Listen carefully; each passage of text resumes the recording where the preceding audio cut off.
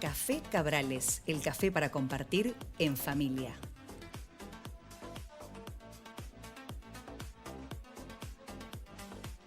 Barberis, bodega y viñedos de familia.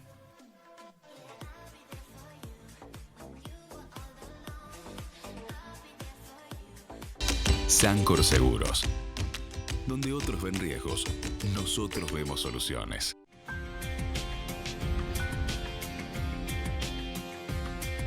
Hola, ¿qué tal? ¿Cómo le va? Muy buenos días. Estamos en Mercado por Expertos y es un placer, como todos los viernes, presentarles a la City por Dentro TV en su ciclo 2019. Como ustedes ven, sin Gustavo Jorge Giraldes, por motivos laborales, no está presente, es lo mismo que Luciana Sinago, así que bueno, le mandamos un saludo, un cariño grande a ambos y si Dios quiere el próximo viernes los tendremos junto a nosotros. Pero sí, vamos a tener un invitado de lujo que ya se los voy a presentar. Pero le voy adelantando de que no vamos a hablar de economía. Todos los viernes hablamos de economía, esta vez no le vamos a hablar de economía, pero sí de las consecuencias que esta loca economía argentina fundamentalmente trae aparejado en el ser humano, en el cuerpo de cada uno de nosotros. Para eso tenemos al doctor Guido Dorman, médico neurólogo de la Clínica de la Memoria de INECO, que es el Instituto de Neurología Cognitiva. Con él vamos a hablar del Alzheimer, vamos a hablar del dolor de cabeza y de tantas otras cosas que pueden ir surgiendo durante esta charla con amigos. Así que, señor director, cuando usted disponga las cámaras, lo hace, yo me acomodo con el doctor, vamos tomándonos un café, Cabrales por supuesto, y venimos con mucho más la City por Dentro. Señor director, suyo.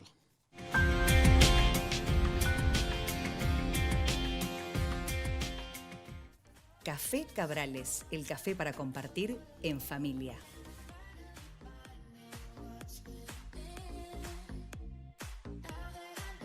Cuando lo llamás, siempre te responden. Son los que te contienen cuando la suerte no está de tu lado. Saben lo que necesitas, incluso antes de que lo digas. Y pase lo que pase, siempre están cerca. En Sancor Seguros podés confiar. Sancor Seguros, un amigo para toda la vida.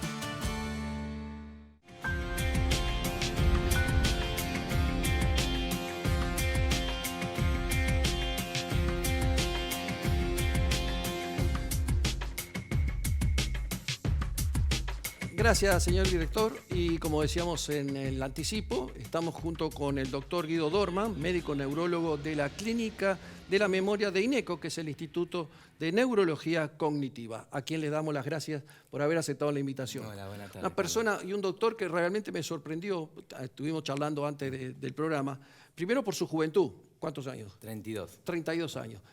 Trabaja en varios centros importantes, entre ellos INECO, a su vez tienes una clínica privada familiar, así que bueno. Y el Ramos y el Favalora así no se me enojan. Está bien, perfecto. Así que bueno, estuvimos hablando con él, charlando un poco de lo que íbamos a hablar en el tema de hoy. Y la primero de todo, cuando yo decía al comienzo de que la economía, no íbamos a hablar de economía, pero sí que la economía nos daña, nos lastima, más esta economía argentina, que tiene una particularidad siempre muy evidente. La primera pregunta que te voy a hacer es, porque estuve leyendo un poquito todo esto sobre estos temas y hablan de que es una sociedad que se está envejeciendo. Se habla de que en 2050 hay unos números ahí que después nos vas a aclarar un poquito cómo es. Pero cuando uno dice se está envejeciendo, siempre asocia vejez con enfermedad. Yo te pido que no me lo aseveres. A ver, la cosa es así. El envejecimiento no necesariamente tiene que ser un envejecimiento patológico. Eso es importante, digamos. Por eso en estos últimos años ya no se habla de demencia senil o enfermedades seniles, sino que se habla de enfermedades que obviamente con este aumento de la esperanza de vida, este envejecimiento de población, hay más chance de que probablemente se manifiesten que antes, que la gente que vivía menos o teníamos menos esperanza de vida. Pero sí, Carlos, no es el envejecimiento, si decir la edad, un fenómeno patológico. De hecho, por el contrario, uno tiene que, la sociedad tiene que estar destinada a evitar de que ocurra con patología y que sea un envejecimiento saludable. Cuando uno habla de envejecimiento, habla en general y le da cierto resquemor nombrarlo, el Alzheimer. ¿Qué es el Alzheimer? ¿Cómo se define rápidamente? El Alzheimer es una enfermedad neurodegenerativa en la cual se van perdiendo neuronas del cerebro, principalmente en áreas asociadas a la memoria, y justamente esa es la manifestación principal. Empieza a haber pérdida de memoria, dificultad para orientarse, para perderse, todo esto generado por procesos que no son normales justamente en la edad, ¿sí? ¿Se puede evitar? A ver, hoy por hoy no hay una cura o una vacuna o una medida puntual que uno pueda hacer que no aparezca, pero sí hay un montón de medidas y hábitos que claramente logran que si a nivel poblacional uno, si se hiciesen, disminuiría la prevalencia o por lo menos retrasaría la aparición de esta enfermedad. Así que sí hay mucho para hacer. Si uno quiere llegar a una vejez saludable, ¿no? Ese es un término que se habla mucho, ¿qué debería hacer? ¿Por dónde empezamos? Tal vez el principal factor es justamente, si uno quiere un envejecimiento cerebral saludable, es usar el cerebro, digamos. Tal vez lo más importante es mantenerlo activo desde el principio. Se sabe que el principal factor protector es justamente los años de instrucción formal y probablemente los no formales también, digamos. El hecho de mantenerlo activo y sano y con un buen desarrollo cultural es sin lugar a duda el principal protector. También es importante la actividad física, el mantener los factores de riesgo cardiovascular, una buena dieta, son todas las cosas que hacen que seguro sea mucho más llevadero y menos patológico el envejecimiento. Cuando hablamos de actividad física, generalmente cuando uno va al médico le recomiendan actividad física, una comida saludable y todo eso. Cuando se habla vos hablas de cerebro, ¿se entrena el cerebro? O sea, ¿hay un entrenamiento? Sí, claramente, digamos, en estadios previos, obviamente el hecho justamente de usar la cabeza es ya una porción de entrenamiento cerebral. Y obviamente cuando uno va apareciendo ya ciertos grados de función, claramente lo llaman estimulación, rehabilitación cognitiva, que son son gimnasias cerebrales destinadas a intentar rehabilitar, estimular o por lo menos compensar las fallas que pueden estar. Pero sí, es lo mismo la gimnasia del músculo que el cerebro en el sentido de esto, de mantenerlo estimulado y activo, cuanto mejor funciona. ¿Es hereditaria? El Alzheimer, la realidad es que las causas hereditarias en la cual un padre, una madre puede generar una herencia sobre el Alzheimer son pocos. En general representan entre el 1 al 3, 5%, en la cual si un padre lo tuvo, tiene la chance de un 50% de que el hijo lo tenga. La gran mayoría de los casos, más que nada en edades más avanzadas, se llaman esporádicos, que si bien hay un componente genético, hay un componente hereditario, no es uno de los más dentro de los factores que forman la enfermedad. Guido, la sociedad cambió, eso es indudable, en todo sentido, ¿no? En todo sentido.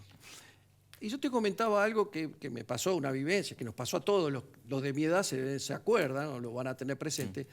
Cuando uno tenía 15, 16 años, la madre tenía 40 y la abuela tenía 60. La abuela, la madre estaba en la casa, cocinaba, planchaba, limpiaba, y la abuela estaba también en la casa y tejía, y era... Yo creo cuando se decía clase pasiva, como se dice la clase pasiva de los jubilados, era esa clase pasiva, era como que estar en su casa, quieto, tranquilo, escuchando la radio, lo que te veían en televisión ya en aquella época ya eran privilegiados, pero miraban televisión. Hoy, los padres de criaturas de recién de 2, 3, 4, 5 años, les cuesta llevarlo a algún lugar, los tienen que llevar a un jardín materno o a un jardín, porque llevarlo a la casa de la abuela normalmente hoy está 60 años, está más que activa. Está trabajando, o tiene su actividad, o tiene sus reuniones. Entonces, la vida en ese sentido ha cambiado. Esa vida nueva que se vino de repente es buena para la salud. Yo creo que sí, digamos, justamente es esto lo que dijimos anteriormente, es el mantener las personas activas, o sea, esta falta de pasividad que estamos teniendo ahora, que una persona de 60 años no sea una persona pasiva, que esté quieta, viendo esperar pasar el tiempo tal vez, sino que la mayoría de nuestros jefes de servicio tienen esa edad y son nuestros referentes, lejos de estar de decir alguna persona pasiva, es sin duda algo que por lo menos a nivel cerebral es ampliamente beneficioso. ¿Sí? Se dice que, por ejemplo, el ajedrez es muy bueno para este tipo de enfermedades, como hacer un sudoku, por ejemplo, o todo aquello que agilice o ponga a prueba los movimientos cerebrales. A ver, sí, obvio, digamos, el ajedrez, el sudoku, cada uno depende de sus capacidades. El ajedrez es obviamente una actividad mental muy importante, que a veces si uno quiere aplicar un entrenamiento cognitivo es difícil, digamos, tenés que ya saber y entrenarlo, pero todas estas actividades desde ya son cosas beneficiosas. ¿Sí? Implican el ajedrez, es una alta actividad mental en la cual sin duda activa un montón de circuitos que son útiles para mantener nuestro cerebro. Muy bien, vamos a hacer una pausa, si te parece, Sí. y a la vuelta seguimos, porque nos quedan muchas preguntas más todavía por hacerte. Pausa, señor director, y ya volvemos.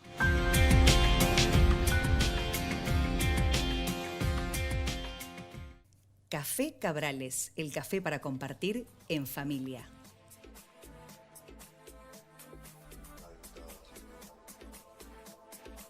Cuando lo llamas, siempre te responden. Son los que te contienen cuando la suerte no está de tu lado. Saben lo que necesitas, incluso antes de que lo digas. Y pase lo que pase, siempre están cerca. En Sancor Seguros podés confiar. Sancor Seguros, un amigo para toda la vida.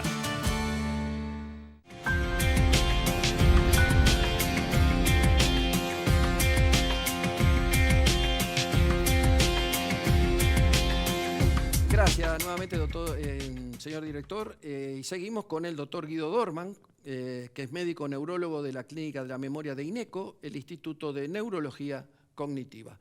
Y nos quedaban algunas preguntas con este tema puntualmente. Yo te preguntaba fuera de cámara, ¿qué pensás vos, siendo una persona muy joven, un doctor muy joven todavía, pero a nivel de estudio, viniste hace poco de una clínica que estuviste en Los Ángeles, ¿verdad? De un congreso, el Congreso De un Internacional congreso. de Alzheimer, sí, en Los Bueno, Ángeles. ¿es solucionable? ¿Crees que el Alzheimer va a ser historia en algún momento? O sea, que va a quedar como algo que pasó, Obviamente a nivel ciencia no hay nada que podamos tener certezas, porque por hoy no lo hay. Yo soy optimista, creo que, digamos, que todavía queda mucho camino por recorrer. Nos queda mucho si uno compara las enfermedades que ya tienen una cura, el cáncer, han recorrido mucho más camino que nosotros para llegar a donde están, que muchas obviamente tenemos tratamientos. En nuestro caso creo que nos queda, obviamente estamos lejos. Hay algunos, obviamente, un montón de trabajos, investigaciones que están en camino a ver si resultan, pero yo soy optimista que en algún momento va a haber una cura o por lo menos un tratamiento para la enfermedad. Argentina, en ese sentido, ¿cómo estamos? ¿Cómo tenemos buenos centros neurológicos? Argentina realmente tiene muy buenos centros de neurología general y neurología cognitiva. Siempre ha sido un país que ha tenido buena neurología y un montón, bueno, INECO mismo tiene importantes laboratorios con muy buenas publicaciones, Favaloro con el INSIT, con INSET, digamos, yo trabajé en un laboratorio de investigación y ha sido siempre lugar de muy buena investigación en neurociencias, obviamente con nuestras limitaciones de países más grandes, pero ha sido siempre un país importante en la neurociencia y la neurología. Bárbaro. Y lo sigue siendo. Te voy a sacar de tema del Alzheimer y me voy a detener en otro que para mí es muy importante y tiene mucho que ver con lo que somos los argentinos, y yo me incluyo, somos los argentinos. Nosotros sabemos de todo, hablábamos, somos directores técnicos de fútbol, de básquetbol, jugamos bien al tenis, al rugby, al béisbol, deporte que vemos por televisión, todos sabemos, y todos dirigimos y todos manejamos. Y todavía somos médicos. Entonces cuando uno viene y dice, tengo un dolor de cabeza, decimos, dormiste mal. No, pero es una mala postura. Es el hígado, o es no, te debe ser las cervicales. Siempre le buscamos un pretexto. Y cuando decimos, no, me tomé un analgésico y no me hizo efecto. Y digo, ¿cuánto lo tomaste? De 0,5. No, tenés que tomar de 1. O sea, todos sabemos, siempre damos una solución para todos los temas. Y la pregunta es, realmente, ¿cuándo el dolor de cabeza le tenemos que prestar atención y por qué le deberíamos prestar mucho más atención de lo que realmente le damos? A ver, dolor de cabeza, lo ideal es que siempre se consulte, por lo menos en la primera vez, cuando uno tiene un primer dolor de cabeza de una característica, es importante que consulte, no solamente ser un neurólogo, puede ser un médico generalista o un médico de familia o quien maneje la patología, pero siempre consultar. Ahí lo que nosotros llamamos, donde sí o sí tiene que ser una consulta y urgente, lo llamamos cuando hay banderas rojas, o sea, cuando hay una progresión de una dolor de cabeza que progresa, que no cede analgésicos, que se asocia con otros síntomas neurológicos, con fiebre, con náuseas y vómitos. Eso lo llamamos red flag o banderas rojas, ahí sí, o que aparezcan formas súbitas, son signos claros de sí o sí una consulta porque puede haber lo que llamamos una cefalea secundaria a un proceso más grave o más peligrosa a lo que son las cefaleas clásicas primarias, como la tensional, la migranosa, que también igual uno debería consultar para un buen manejo terapéutico. Los analgésicos tomados así libremente a veces mejoran y otras veces ocultan esas cosas. Digamos, ¿Cuál es la mayor preocupación? Vos decís la marea, ¿cómo es que dijiste? Las banderas rojas. Las banderas rojas. El tema es ¿cuándo realmente debemos estar alertas a que eso suceda y debemos ir, y sobre todo cuando uno tiene chicos y un dolor de cabeza, a veces uno dice, no, bueno, se está cansado. ¿Cuándo realmente debemos prestarle mayor atención? Por ahí las cefaleas más peligrosas y que más surgen son las que llaman cefaleas súbitas o en estallido, el típico dolor que de repente se me parte la cabeza. Es un dolor claramente peligroso y que uno tiene que ir a consultar enseguida en los chicos, bueno, en los adultos también, pero más que en los chicos cuando se acompaña de fiebre. Siempre hay que tener en cuenta las meningitis o los procesos infecciosos. Cuando hay una cefalea que progresa o que agrega focos, signos neurológicos, son claramente cefaleas poco probables que sean primarias y que revisten de algún problema de gravedad a nivel cerebral. Doctor, ¿y qué diferenciación podemos hacer entre cefalea y migraña? ¿O es dentro del mismo...? Una es una subcategoría, un tipo de la otra. La cefalea es todo dolor o algia a nivel craneal o craneofacial. La migraña es una de ellas, que son las llaman cefaleas primarias. Es un tipo de dolor en la cual hay una disregulación en el mecanismo de dolor primario, donde no hay un proceso secundario en el intracraneal. Es uno de los tipos de cefalea primaria, la migraña. Pero la migraña también genera bastante problemas al ser humano y que inclusive lo inhabilita muchas veces para poder trabajar. A ver, si bien, como dije, es primaria, no es, digamos, en el sentido que conlleva un proceso grave, sí, obviamente es súper discapacitante, en general duele mucho, incapacita días laborales o actividades recreativas o de estudio. Es muy molesta y eso es importante, digamos, el tratarla bien, porque a veces el tratarla mal o usar medicamentos de venta libre inadecuados pueden no solamente empeorar la cefalea, generar más rebote, cronificarla o generar otros problemas, ¿no?, que sumen a lo que ya hay. Hablábamos fuera de cama también con respecto a lo que es un país como el argentino, que está con tanto movimiento económico alterado permanentemente, con muchos ciclos de crisis, y que seguramente debe redundar en mayores visitas a los médicos. Pero sin embargo, visto desde otro punto de vista y tal vez mirando el vaso más positivo, digamos, hay países en donde tienen una imagen de seriedad y de tener todo bien abrochado, que sin embargo tienen suicidios y tienen enfermedades mucho más en cantidad o en proporción mayores que las que tenemos nosotros. Sí, obviamente nosotros tenemos una alta prevalencia, en todo el mundo es una alta prevalencia de enfermedades psiquiátricas, pero sí, digamos, si uno dice, con todo lo que vive en países del primer mundo, deberían tener más o menos, y la verdad que no es así. Vaya a saber si la adaptación, la resistencia que tenemos en estos países a tolerar todo lo que vivimos, pero sí, obviamente acá y como en otras partes del mundo, la tasa de la prevalencia e incidencia de enfermedades psiquiátricas es muy grande. Es muy grande. Doctor Guido Dorma, muchísimas gracias. La verdad que ha sido un placer.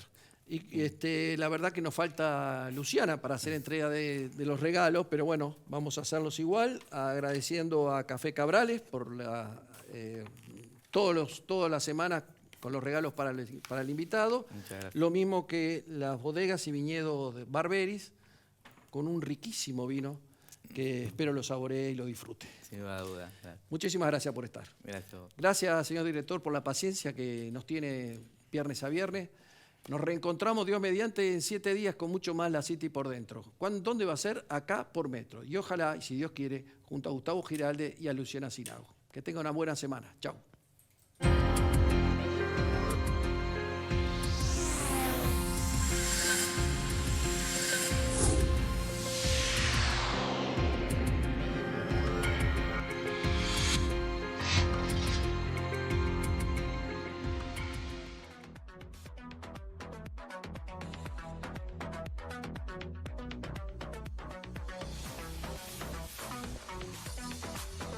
Café Cabrales, el café para compartir en familia.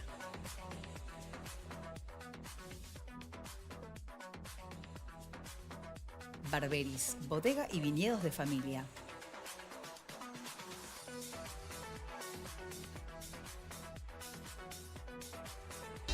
Sancor Seguros. Donde otros ven riesgos, nosotros vemos soluciones.